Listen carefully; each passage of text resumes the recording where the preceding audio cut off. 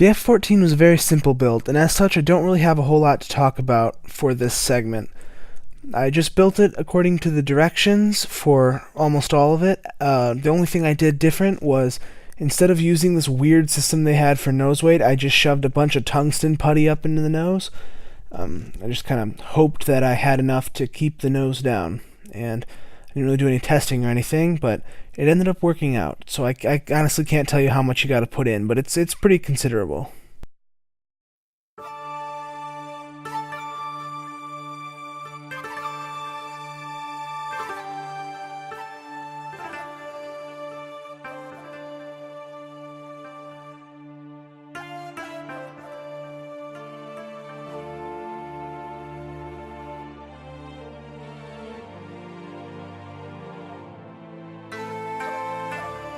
Once I had finished building the majority of the kit, I gave it a quick pre-shade with some flat black before lightly building up layers over that flat black with Tamiya XF19. It's one of their grays, I can't remember the name of it right now. I don't know if this is the correct gray, but it was on a list of paints for the Tamiya 48 scale Tomcat, so I just kind of guessed that it looked close enough, and that's what I ended up using. You could make this look good. I completely wasted all the pre-shading work. By the time I had the decals on, you couldn't tell I did all that pre-shading at all. So if you're gonna do pre-shading, just be careful that you can actually see it when it's done. Otherwise, you're just burning bench time.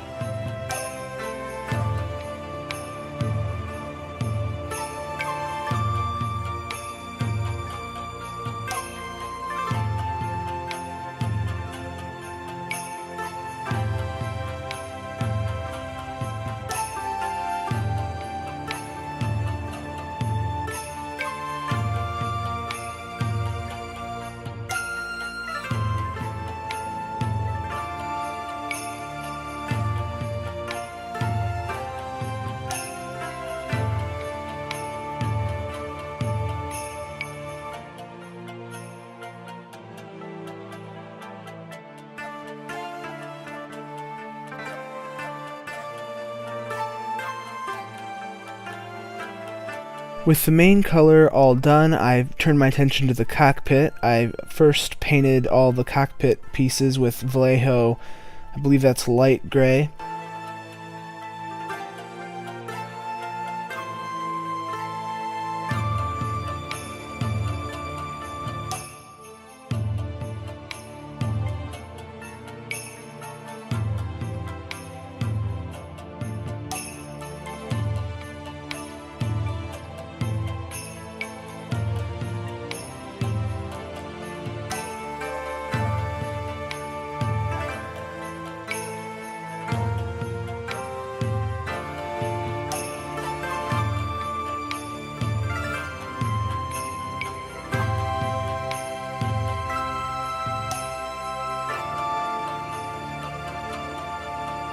After painting the seats a dark green, I did pretty much the only interesting thing I was able to on this model. I used my hobby knife to drill some holes at the sides and center of each little pylon above the seat, and I used super glue to glue little wire sections in that I then painted yellow and put black rings on to replicate ejector seat handles.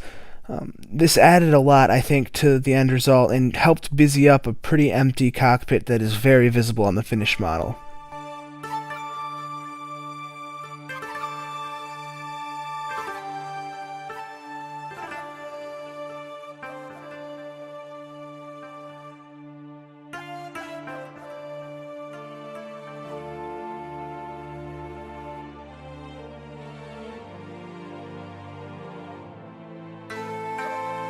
After a coat of Tamiya clear, I applied the decals in my usual fashion using microset and microsol. After another coat of Tamiya clear, I used Flory Model's Dark Earth wash to try to bring out the few details that were present on the model. After a quick flat coat of Tamiya Flat Clear, I began final assembly by gluing in the landing gear legs with superglue. I used superglue to attach several other parts at this stage as well, including the exhaust nozzles and wheels.